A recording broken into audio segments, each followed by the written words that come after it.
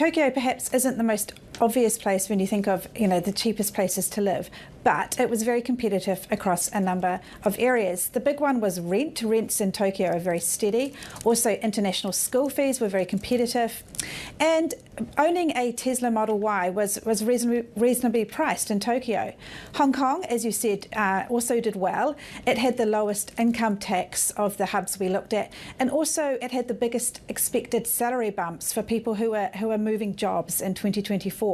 And Shanghai also did pretty well.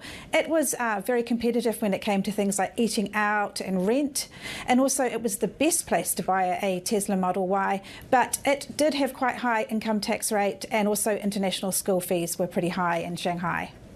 When we're talking about low taxes and an open economy where a lot of people also speak English, Singapore, I would assume, would be some of the best places, but it came in last. Why?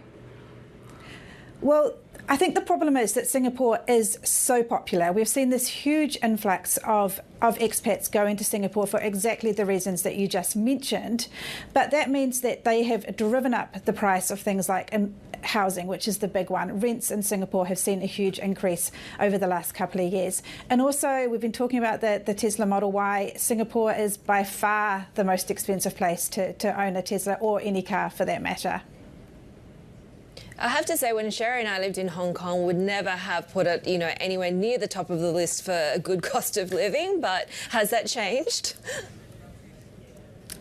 Well, yes, I think Hong Kong is having to compete heavily. I mean, obviously, there's been a big exodus of expats over the last few years. So that means that rent prices have fallen, and also they're having to increase salaries to try and compete and attract people.